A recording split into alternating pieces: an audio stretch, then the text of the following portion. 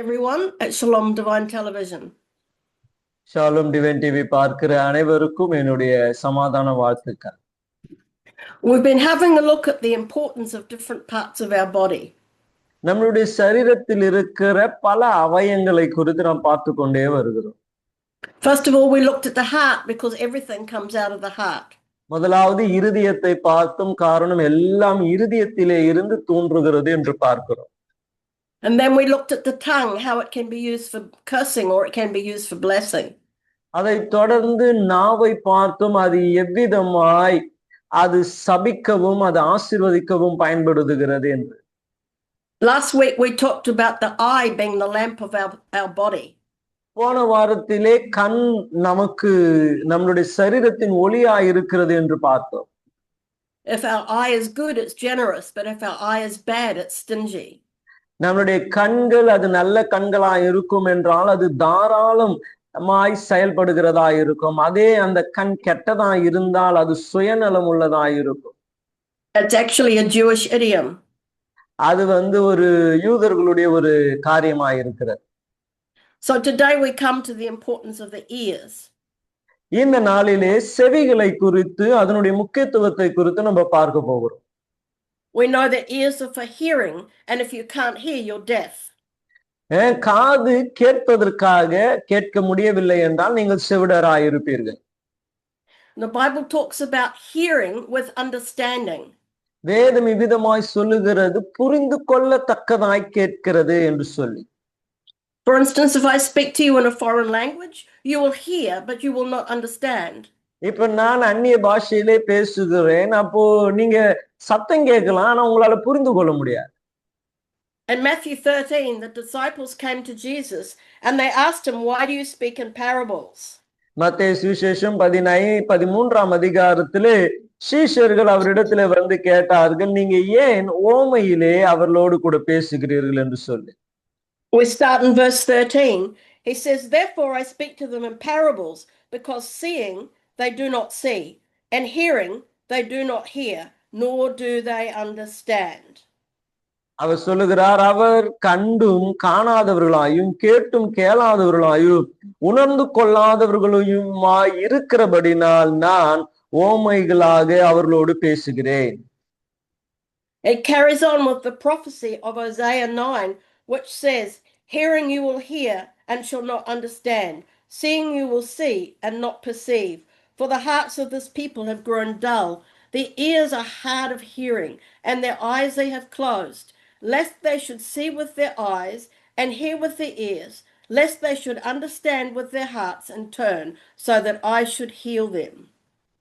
தொடர்ந்து ஏசியா தீர்க்கதரிசி விதமாய் சொல்லுகிறார், அவர்களிடத்திலே நிறைவேறுகிறது, அதாவது காது இருக்க கேட்டும் உணராதிருப்பீர்கள், கண்ணாரே கண்டும் அறியாதிருப்பீர்கள்.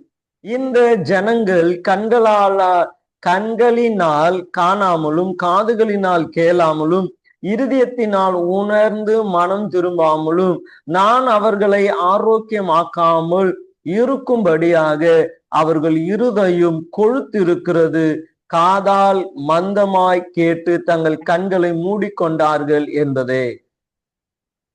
Here is a reproof that hearing you would hear but not understand. அங்கே சொல்லப்படுகிறது காதால கேட்டும் புரிந்து கொள்ளாதவர்களாய் இருக்கிறார்கள். This is because they stop their ears and they close their ears. காரணம் என்னன்னா காதை அடைத்து வைத்துக் கொள்கிறார். As parents, I think there's always been times when we've spoken to our children to help do something and it's like their ears are closed, they can't hear, they don't want to hear. பாருங்க, பெற்றோர்களுக்கு இந்த அனுபவம் இருந்திருக்கும். பிள்ளைகளிடத்திலே அவங்க கேட்கணும்னு சில காரியம் சொல்லியும் அவங்க காது அடைப்பட்டதை போலவே அவங்க நடந்துப்பாங்க. 16 Jesus said, "But blessed are your eyes, for they see, and your ears, for they hear. For surely I say to you that many prophets and righteous men desired to see what you see and did not see it, and to hear what you hear and did not hear it." 16-17 வசனம், உங்கள் கண்கள் காண்கிறதினாலும் உங்கள் காதுகள் கேட்கிறதினாலும் அவைகள் பாக்கியம் உள்ளவைகள்.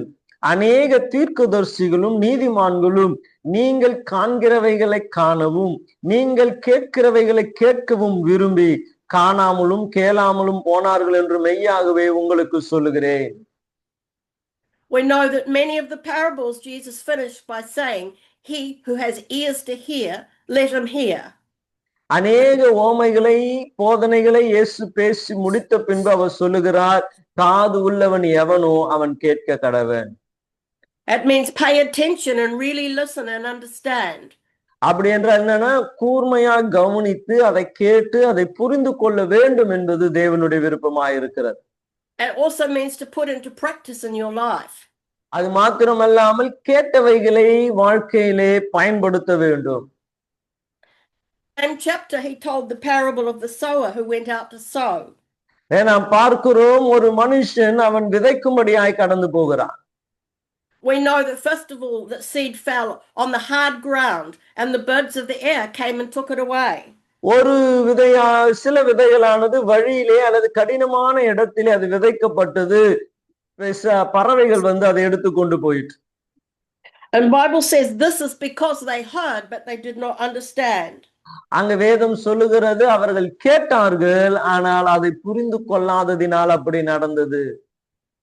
And then some fell on the stony places, and because it didn't have much earth, it sprung up quickly, but it also withered quickly.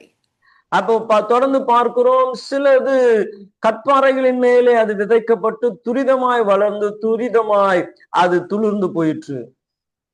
This is because they haven't had time for the word to take root in their life so that they can bear fruit. அந்த வார்த்தைகள் அவர்களுடைய வாழ்க்கையிலே வேரூன்றுவதற்கு கூட அவர்கள் நேரத்தை செலவிடாதவர்களாயிருந்தார். They receive the word very quickly and it quickly springs up but quickly withers because there's no root or there's no depth. அவர்கள் துரிதமாய் வார்த்தையை ஏற்றுக்கொண்டாங்க, துரிதமாய் வளர்ந்தாங்க, துரிதமாய் பட்டு போனார்கள். காரணம், வார்த்தை உள்ளே கடந்து போக அவர்கள் நேரத்தை ஒதுக்கவில்லை. Then we know that some fell among the thorns and the weeds choked it. The thorns choked it. நாம் பார்க்கிறோம், சிலை முட்செடிகள் மத்தியிலே விழுந்ததினாலே அந்த முட்கள் அவைகளை வளரக்கூடாதபடி தடை செய்தது. Jesus said this was the cares of the world and the deceitfulness of riches choking the word. அப்ப பாருங்க, இயேசு இதைதான் சொல்றாங்க, இந்த வார்த்தைகள் வளரக்கூடாதபடி இந்த உலகமானது அதை காயப்படுத்தி வளராதபடி செய்தது என்று சொல்லுகிறார். So the seed was good. விதை நல்ல விதை. The seed fell on the hard ground. அது கடினமான இடத்திலே விதைக்கப்பட்டது. Fell on the stony ground and fell among the thistles. கல்லான இடங்களிலே விதைக்கப்பட்டது, முட்செடிகளின் மத்தியிலே விதைக்கப்பட்டது. But there was no fruit. ஆனால் அதனாலே பயன் இல்லை. Finally it fell on the good ground. கடைசியாக ஒரு நல்ல நிலத்திலே அது விதைக்கப்பட்டது. We read verse 23, but he who receives seed on the good ground is he who hears the word and understands it, who indeed bears fruit and produces, some 100-fold, some 60, some 30. நாம் பார்க்கிறோம், அந்த விதையானது நல்ல நிலத்திலே விதைக்கப்பட்டதினாலே அதை கேட்கிறவர்கள் அதன்படி செய்தபடினாலே அது 30, 60, 100 கனி கொடுத்தது என்று அங்கே நாம் தொடர்ந்து வாசிக்கிறோம். And verse 9, when Jesus spoke that fell on good ground and yielded a crop, some 100, some 60, and some 30, he said, he who has ears to hear, let him hear. 9ஆம் வசனத்திலேயும் அதே காரியத்தை நம்மாலே வாசிக்க முடியும். கேட்கிறதற்கு காது உள்ளவன் கேட்க கடவன் என்றார் என்று நாம் வாசிக்கிறோம். So we learn from this parable, when you hear and you understand and you basically put it into practice, well then you're going to have a fruit, have a harvest. அப்ப கேட்டு அதை நாம் செயல்முறைப்படுத்தும் பொழுது அறுவடையை தேவன் கட்டளையிட போதுமானவராய் இருக்கிறார். God says that when we cry out to him, he hears our voice. நாம் தேவனை நோக்கி கூப்பிட்டால் அவர் நமக்கு செவி கொடுக்கிறார் என்று வேதம் சொல்லுகிறது. Psalm 34 and verse 15. சங்கீதம் 34:15 வாசிப்போம் என்றால், The eyes of the Lord are on the righteous and his ears are open to their cry. கர்த்தருடைய கண்கள் நீதிமான்களின் மேல் நோக்கமாய் இருக்கிறது, அவருடைய செவிகள் அவருடைய கூப்பிடுதலுக்கு திறந்திருக்கிறது. Some people think God is deaf, but God is not deaf. சிலர் நினைக்கிறாங்க கடவுளுக்கு காது இல்லை என்று. கர்த்தர் செவிடர் அல்ல. Psalm 18 and verse 6. 18 சங்கீதம். In my distress I called upon the Lord and cried out to my God. He heard my voice from his temple, and my cry came before him, even to his ears. எனக்கு உண்டான நெருக்கத்திலே கர்த்தரை நோக்கி கூப்பிட்டு என் தேவனை நோக்கி அபயமிட்டேன். தமது ஆலயத்தில் இருந்து என் சத்தத்தை கேட்டார். என் கூப்பிடுதல் அவர் சன்னதியில் போய் அவர் செவிகளில் ஏறிற்று. We'll go to Psalm 116 and verses 1 and 2. 116 சங்கீதம் அதிலே 1 2 வசனங்களை நாம் வாசிப்போம். This is a Psalm of David, and he says, I love the Lord because he's heard my voice and my supplications, because he has inclined his ear to me. Therefore I will call upon him as long as I live. அங்கே சொல்லப்படுது, கர்த்தர் என் சத்தத்தையும் என் விண்ணப்பத்தையும் கேட்டதினால் அவரில் அன்பு கூறுவேன். அவர் தமது செவியை எனக்கு சாய்த்தபடியால் நான் உயிரோடு இருக்கும் அளவும் அவரை தொழுது கொள்வேன் என்று சொல்லுகிறார். When it says he inclined his ear, that means God turned his ear to hear us better. அப்ப பாருங்க, அவரு செவியை சாய்த்து என்று சொல்லும்போது நம்ம கூப்பிடுற இடத்துக்கு அவருடைய காதை அவர் திருப்பி அவர் கேட்கிறார். We know in Jeremiah chapter 3 and verse 3. எரேமியா 33:3 சொல்லுகிறது. He says, call to me and I will answer you and show you great and mighty things which you do not know. என்னை நோக்கி கூப்பிடு, அப்பொழுது நான் உனக்கு உத்தரவு கொடுத்து நீ அறியாததும் உனக்கு எட்டாததுமான பெரிய காரியங்களை உனக்கு அறிவிப்பேன். And of course we go to Jeremiah 29 and verse 12. இதிலே 29:12 நாம் பார்ப்போம் என்றால், then you will call upon me and go and pray to me, and I will listen to you, and you will seek me and find me when you search for me with all of your heart. I will be found of you, says the Lord. 12:13 அப்போது நீங்கள் கூடி வந்து என்னை தொழுது கொண்டு என்னை நோக்கி விண்ணப்பம் பண்ணுவீர்கள், நான் உங்களுக்கு செவி கொடுப்பேன். உங்கள் முழு இருதயத்தோடு என்னை தேடினீர்களானால் என்னை தேடுகையில் கண்டுபிடிப்பீர்கள். There's a lovely scripture in Isaiah chapter 65 and verse 24. 65 சங்கீதம் அதுல 24 வசனத்தை வாசிப்போம் என்றால், It shall come to pass that before they call, I will answer, and while they are still speaking, I will hear. Which verse, Pastor? 24, Isaiah 65. Asia தீர்க்கதரிசனம் புஸ்தகம் 65 அதிகாரம் அதிலே 24 வசனத்தை வாசிப்போம் என்றால், அப்பொழுது அவர்கள் கூப்பிடுகிறதற்கு முன்னே நான் உத்தரவு கொடுப்பேன், அவர்கள் பேசும்போதே நான் கேட்பேன். One of my favorite stories in the Bible is about Ishmael when he was a small child. எனக்கு ரொம்ப பிடித்த ஒரு கதை வேதாகமத்திலே எதுவென்றால் சம்பவம் இஸ்மவேல் அவன் சிறுவனாய் இருந்தபோது. We know that Sarah drove Hagar out from the household and she went into the wilderness. சாராள் ஆகாரை அவர்களை வனாந்திரத்திற்கு துரத்தி விட்டார். And after one day the skin of water was used up. அப்ப ஒரு நாளிலே அந்த வனாந்திரத்திலே அவர்களிடத்தில் இருந்த தண்ணீர் வற்றி போயிற்று. It's in Genesis 21 and verse 17. And so she's expecting the child is going to die. அப்போ இரவு ஆதியாகமம் 1:21 நம்ம பார்க்கிறோம், இந்த பிள்ளை இறந்து போவாள் என்று அவன் நினைத்திருந்தான். And the Bible says God heard the cry of the small boy. வேதம் சொல்லுகிறது குழந்தையினுடைய சத்தத்தை கர்த்தர் கேட்டு. God heard even the cry of a small boy. சின்ன குழந்தை ஜெபம் பண்ணா கூட அதை கேட்கிற ஒரு தேவன் இருக்கிறார். He wasn't praying. அந்த பையன் ஜெபம் பண்ணல. Just kind of whimpering like a child. ஒரு குழந்தையை போல தாகத்திற்காக அழுது கொண்டிருந்தான். God heard that cry and he opened Hagar's eyes to see a well of water. அப்ப பாருங்க, அந்த குழந்தையினுடைய அழுகையின் சத்தத்தை கர்த்தர் கேட்டு ஆகார் கண்களை திறந்து ஒரு நீரூற்றை காண்பித்து கொடுத்தார். So she went and filled the skin with water and gave him to drink, and he survived. அப்ப அந்த பாத்திரத்திலே தண்ணீரை பிடித்து அவன் தாகம் தீர அவர்கள் கொடுத்தார்கள். Let's go to Romans 10, ரோமர் 10ஆம் அதிகாரம் verse 13. அதுல Whoever 13ஆம் calls on the வசனம். name of the Lord shall be saved. கர்த்தருடைய நாமத்தை தொழுது கொள்ளுகிற எவனும் ரட்சிக்கப்படுவான். So if we call upon the name of the Lord, God hears us. அப்ப தேவனுடைய நாமத்தை நாம் கூப்பிட்டால் அவர் நமக்கு செவி கொடுக்கிறார். Go back to Psalm 61. சங்கீதம் 61க்கு நாம் போவோம் என்றால், And this is a desperate cry. இது ஒரு மிகவும் பாரம் நிறைந்த ஒரு ஜெபமாயிருக்கிறது, ஒரு அழுகையாயிருக்கிறது. Verse 1, hear my cry, O God, attend to my prayer. From the end of the earth I will cry to you.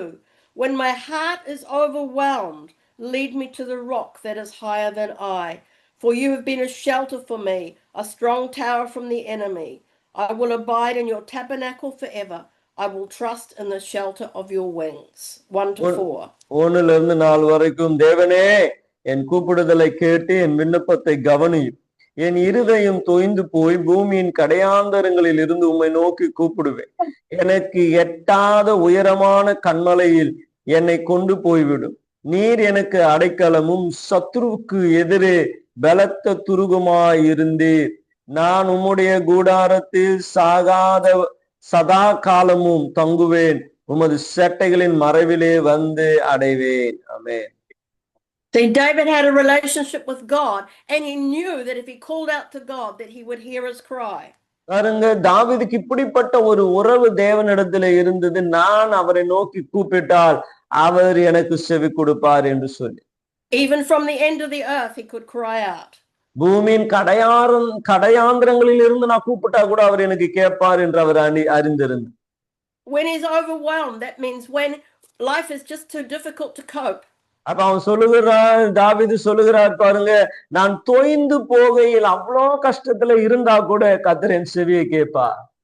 He knows that there's a place of refuge, a tower of strength from the Lord.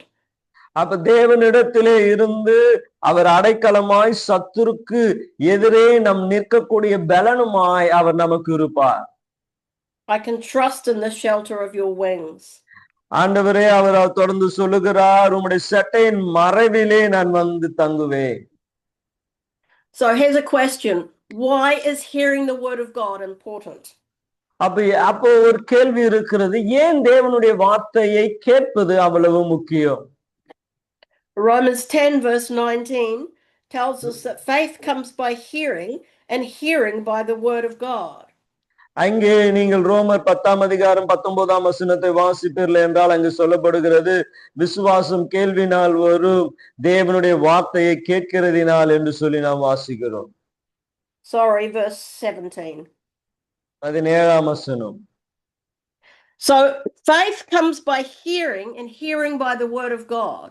விசுவாசம் கேள்வினால் வரும், கேள்வி தேவனுடைய வசனத்தினாலே வரும். Therefore, it's very important for us to hear the word of God so our faith can grow. அப்போ தேவனுடைய வார்த்தையை கேட்பது ரொம்ப முக்கியம். ஏன் என்றால் அப்பொழுதுதான் நம்ம விசுவாசம் வளர்க்கப்படும். That's why it's the word of God that's very powerful. ஆகவேதான் தேவனுடைய வார்த்தை மிகவும் வல்லமை உள்ளதா இருக்கிறது. You know, it was by the word of God that Jesus overcame the devil. நாம் பார்க்கிறோம், தேவன் வசனத்தினாலே பிசாசை ஜெயித்தார். Jesus said in John 10 verse 27 and 28. யோவான் 10ஆம் அதிகாரம் 28 29ல இயேசு சொல்லுகிறார், My sheep hear my voice and they follow me. அவர் சொல்லுகிற காரியம், என் ஆடு என் சத்தத்தை கேட்டு என்னை பின்பற்றும். You could translate it, my sheep listen to me and I know them and they follow me. நம்ம இப்படியா சொல்லலாம், என்னுடைய ஆடு என் சத்தத்தை கேட்டு என்னை அறிந்து என்னை பின்பற்றும் என்று சொல்லி. It's only when you listen that you really hear the voice of God. அப்ப நம்ம கேட்டா மாத்திரமே தேவனை நாம் புரிந்து கொள்ள முடியும். So how do we hear the voice of God is a good question. அப்ப எப்படி தேவனுடைய சத்தத்தை கேட்பது என்பது ஒரு கேள்வியா இருக்கிறது. It says in the scriptures, be still and know that I am God. வேதம் இவ்விதமாய் சொல்லுகிறது, அமைதலாய் இருந்து நானே தேவன் என்று அறிந்து கொள்ளுங்கள். My experience is if I'm very busy and I've got lots of distractions and running here and there, I cannot hear the voice of God. என்னுடைய அனுபவம் என்னவென்றால், நான் ரொம்ப பிஸியா இருந்து இங்கே அங்கேயும் அலைந்து கொண்டு இருப்பேனே என்றால் தேவ சத்தத்தை என்னால தெளிவா கேட்கவே முடியாது. But when I take time to be still before God and actually purposely listen, then I will hear what he wants to say. ஆனால் நான் அமைதலாய் இருந்து தேவ சத்தத்தை கேட்க வேண்டும் என்ற வாஞ்சியோடு இருப்பேன் என்றால் தேவ சத்தத்தை என்னால் கேட்க முடியும். I think hearing the voice of God is a little bit like listening to a radio station. தேவனுடைய வார்த்தையை கேட்பது எப்படி என்றால் ஒரு ரேடியோ ஸ்டேஷன்ல இருந்து அந்த காரியங்களை நம்ம கேட்கிறதை போலவேதான். When I was a child, I used to try and pick up radio stations all around the world. உலகத்திலே இருக்கிற எல்லா சேனல்களையும் எப்படியாச்சும் நான் அதை டியூன் பண்ணி கேட்கணும் என்று சிறு வயதிலே நான் பிரயாசப்பட்டு இருக்கிறேன். Most of the time it was just static. சில நேரங்களிலே கேட்கவே முடியாது, ஒரே குழப்பமா இருக்கும். But the more you got on the station, the more it became clear. அப்ப எவ்வளவு கிட்ட நம்ம அதை சரி செய்கிறோமோ அவ்வளவு தெளிவாய் அவளுடைய சத்தம் கேட்கும். I think hearing God's voice is a bit like that. தேவனுடைய வார்த்தையை கேட்பது கூட அப்படிதான். The more we tune in to listen, அப்ப நம்ம எவ்வளவா நம்மை தேவனுடைய வார்த்தைக்கு நம்மை tune பண்ணுகிறோமோ it's the more that we will hear. அவ்வளவாய் தேவனுடைய வார்த்தைகளையும் நாம் கேட்க ஆரம்பிப்போம். There was a young boy in the Bible called Samuel. Samuel என்ற ஒரு சிறு பையனை குறித்து வேதம் சொல்லுகிறது. And in 1 Samuel 3 verses 3 to 11, God called him at a very early age. 1 Samuel 3ஆம் அதிகாரம் 3ஆம் வசனத்திலிருந்து நாம் வாசிப்போம் என்றால் சிறு வயதிலேயே தேவன் அவனை அழைத்தார்.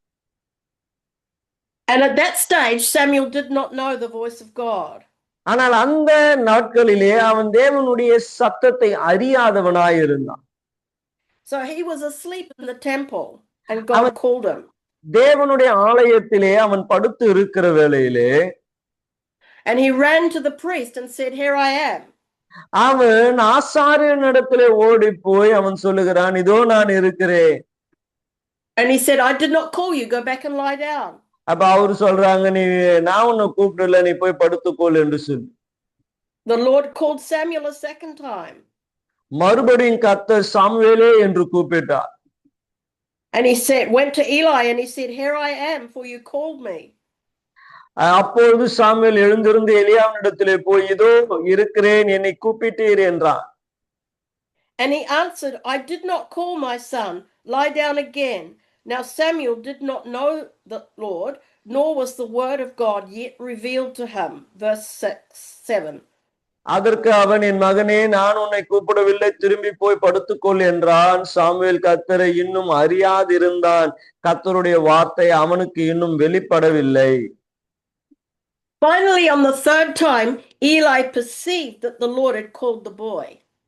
அப்ப மூன்றாவது முறை நாம் பார்க்கிறோம், எலியா தேவன் அவனை அழைத்தார் என்று அறிந்து கொண்டார். And he said, go lie down, and it shall be if he calls you that you must say, speak, Lord, for your servant hears. அப்ப அவர் ஒரு ஆலோசனை கொடுக்கிறார், நீ போய் படுத்துக்கொள், உன்னை கூப்பிட்டால் அப்பொழுது நீ கர்த்தாவே சொல்லும், அடியேன் கேட்கிறேன் என்று சொல் என்றார். And then we see that God called Samuel and spoke many things to him. அதை தொடர்ந்து நம்ம பார்க்கிறோம், கர்த்தர் அவனை கூப்பிட்டு அநேக காரியங்களை அவனிடத்திலே பேசினார். Verse 11, he said, behold, I will do something in Israel at which both ears of everyone who hears it will tingle. 11ஆம் வசனம், கர்த்தர் சாமுவேலை நோக்கி, இதோ நான் இஸ்ரவேலில் ஒரு காரியத்தை செய்வேன், அதை கேட்கிற ஒவ்வொருடைய இரண்டு காதுகளிலும் அது தொனித்து கொண்டே இருக்கும். It also says in Jeremiah chapter 19 and verse 3 that the ears of the people would tingle because God would do a shocking thing to them. அதே விதமாய் எரேமியா 19ஆம் அதிகாரத்திலே சொல்லப்படுகிறது, தேவன் பேசுகிறதை ஜனங்கள் கேட்டு அவர்கள் காதுகளில் அது தொனித்துக் கொண்டே இருக்கும் என்று நாம் வாசிக்கிறோம். When Jesus was baptized, we go to Luke chapter 3. லூக்கா சுவிசேஷம் 3ஆம் அதிகாரத்தை எடுத்துக்கொள்வோம் என்றால், இயேசு ஞானஸ்தானம் பெற்றபொழுது We know that when he came up out of the water, அவர் தண்ணீரில் இருந்து எழுந்து வரும்போது that he was baptized with the Holy Spirit. The Holy Ab- Spirit came on him bodily, and a dove came on him, and a voice from heaven said, "You are my beloved Son, in you I am well pleased." பரிசுத்த ஆவியானவர் ரூபம் கொண்டு புறாவை போல் அவர் மேல் இறங்கினார். வானத்திலிருந்து ஒரு சத்தம் உண்டாகி, நீர் என்னுடைய நேசகுமாரன், உம்மில் பிரியமாய் இருக்கிறேன் என்று உரைத்தது.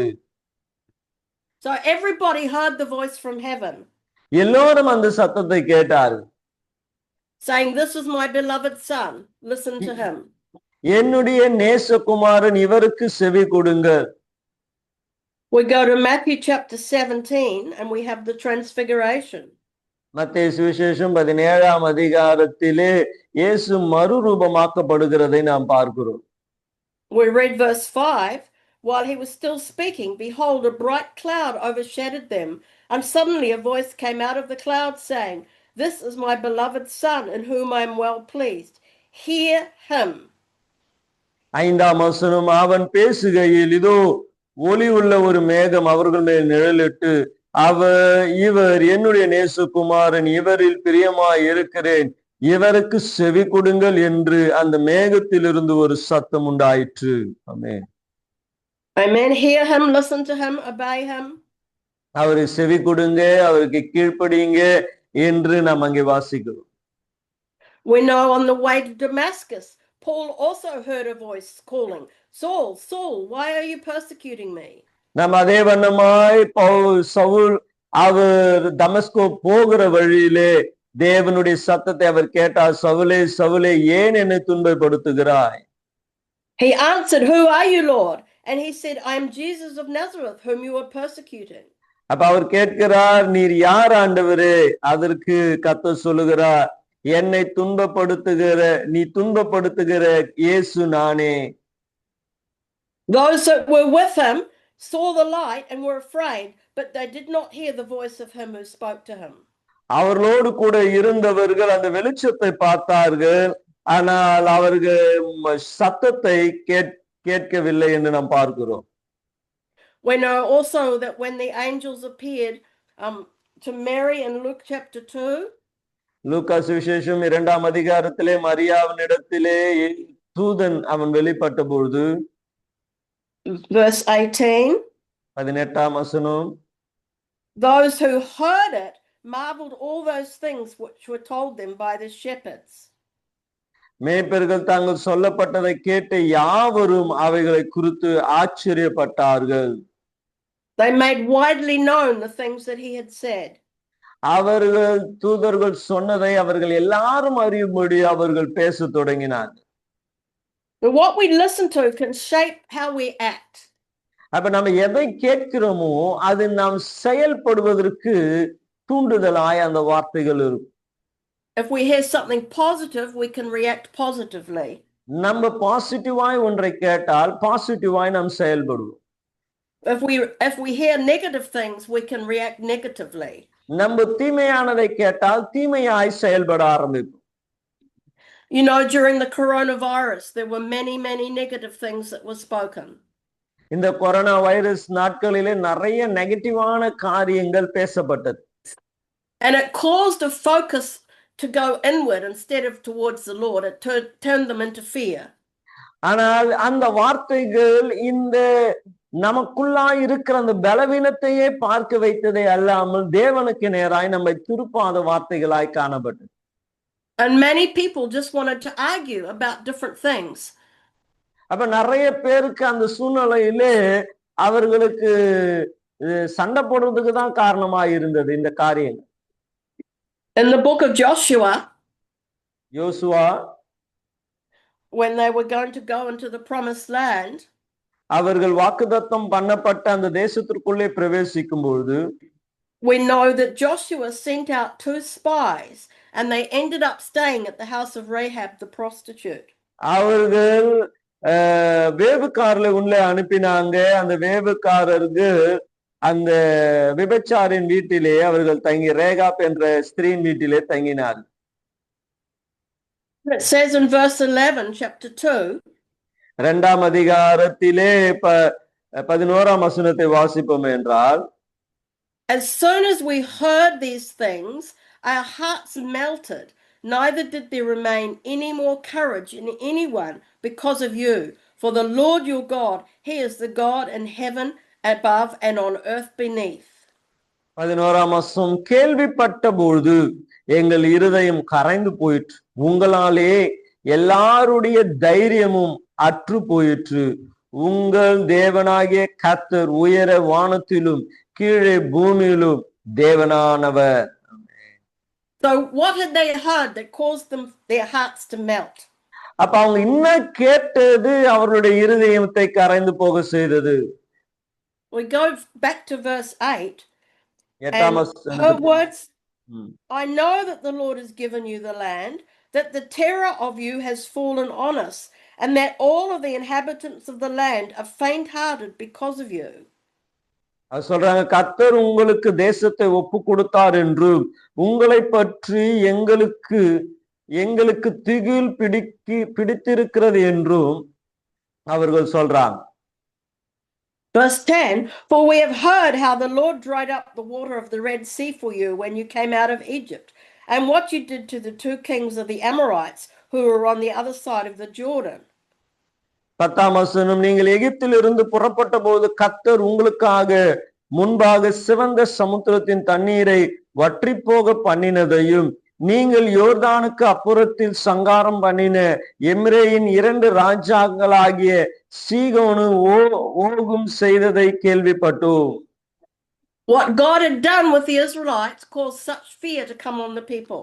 பாருங்க, இஸ்ரவேல் ஜனத்தின்காக கர்த்தர் செய்தது புற மதஸ்தர்களுக்கு, புற ஜாதிகளுக்கு அது பயத்தை ஏற்படுத்தினது. And that was the report of what they heard. அப்ப அவங்க கேட்டதற்கான ஒரு காரியத்தை அவர்கள் வெளிப்படுத்துகிறார். It made their enemies faint-hearted before them. அவர்களுக்கு முன்பதாக இருந்த சத்துருக்களுடைய இருதயம் தொய்ந்து போயிற்று. We go to Isaiah chapter 40 verse 28. ஏசாயா 40 அதுல 28ஆம் வசனத்தை பார்ப்போம் என்றால், Have you not known, have you not heard, the everlasting God, the Lord, the creator of the ends of the earth, neither faints nor is weary, his understanding is unsearchable. அங்கே சொல்லப்படும், பூமியின் கடையாந்திரங்களில் சிருஷ்டித்த கர்த்தர் ஆனாதி தேவன், சோர்ந்து போவதும் இல்லை, இளைப்படைவதும் இல்லை. இதை நீ அறியாயோ? இதை நீ கேட்டதில்லையோ? அவருடைய புத்தியை ஆராய்ந்து முடியாதது. Finally, we go to James chapter 1, and we're starting at verse 22. யாக்கோபு 1ஆம் அதிகாரம் அதிலே 22ஆம் வசனத்திலிருந்து நான் ஆரம்பிக்க விரும்புகிறேன். It says, but be doers of the word and not hearers only, deceiving yourselves. அல்லாமலும் நீங்கள் உங்களை வஞ்சியாதபடிக்கு திருவசனத்தை கேட்கிறவர்களாய் மாத்திரமல்ல, அதன்படி செய்கிறவர்களாயிருங்கள். We've already learnt that we must hear and understand. நம்ம கேட்டு புரிந்து கொள்கிறது மாத்திரமல்ல, and now we're learning that we must do the word, put it into practice. கேட்டவைகளை செயல்முறைப்படுத்த வேண்டும் என்றும் இங்கே போதிக்கப்படுகிறது. Verse 23, for if anyone is a hearer of the word and not a doer, he is like a man observing his natural face in a mirror. For he observes himself, goes away, and immediately forgets what kind of man he is. 23-24ஆம் வசனம், எண்ணத்தினானெனில் ஒருவன் திருவசனத்தை கேட்டு அதன்படி செய்யாதவனானால் கண்ணாடியிலே தன் சுய முகத்தை பார்க்கிற மனுஷனுக்கு ஒப்பா இருப்பான். அவன் தன்னைத்தானே பார்த்து அவிடம் விட்டு போன உடனே தன் சாயல் இன்னது என்பதை மறந்து விடுவான். 25, but he who looks into the perfect law of liberty and continues in it, and is not a forgetful hearer, but a doer of the work, this one will be blessed in what he does. சுயாதீன பிரமாணமாகிய பூரண பிரமாணத்தை உற்று பார்த்து அதிலே நிலைத்திருக்கிறவனோ கேட்கிறதை மறக்கிறவனாயிராமல் அதற்கேற்ற கிரியைகளை செய்கிறவனாயிருந்து தன் செய்கையில் பாக்கியவானாயிருப்பான். Let's pray. நாம் ஜெபிப்போமே. Lord, we thank you that you hear us when we cry out to you. ஆண்டவரே, உம்மை நோக்கி நாங்கள் ஜெபிக்கும் போது எங்களுடைய சத்தத்தை நீர் கேட்கிறபடியால் நன்றி செலுத்துகிறேன். We pray that you would help us to have ears that hear and understand, and that we would be able to put into practice your word. ஆண்டவரே, உம்முடைய சத்தத்தை கேட்டு அதை புரிந்து கொண்டு அதை செயல்முறைப்படுத்த எங்களுக்கு உதவி செய்யும். Help us to be like the one who plants on the good ground and produces good fruit because we understand. ஆண்டவரே, நல்ல நிலத்திலே விதைக்கப்பட்டு கனி கொடுக்கிறவரை போல ஆண்டவரே எங்கள் உள்ளத்தை நீர் மாற்றும்படியாய் ஜெபிக்கிறோம். Lord, I pray that our faith would increase as we hear your word. உம்முடைய வார்த்தையை கேட்க கேட்க எங்கள் விசுவாசம் இன்னும் பெருகட்டும் என்று நாங்கள் ஜெபிக்கிறோம். And Lord, I pray we would be like Samuel, that we would be able to learn to listen and hear your voice. சாமுவேலை போல உம்முடைய வார்த்தையை கேட்க எங்களுக்கு நீர் உதவி செய்யும். Lord, just bless your people. உம்முடைய ஜனத்தை தேவன் நீர் ஆசீர்வதி. If they're spiritually deaf, I pray their ears would open. ஆவிக்குரிய செவிடா இருப்பார்கள் என்றால் இப்பொழுது அவருடைய செவிகள் திறக்கப்படட்டும். That you would give them understanding. புரிந்து கொள்ளுதலை தேவன் அவர்களுக்கு கட்டளையிடுவீராக. And bless them in all their ways in Jesus' அவர்கள் name. செய்கிற எல்லா வழிகளையும் அவர்களை ஆசீர்வதியும் என்று இயேசுவின் நாமத்தில் ஜெபிக்கிறேன் நல்ல பிதாவே.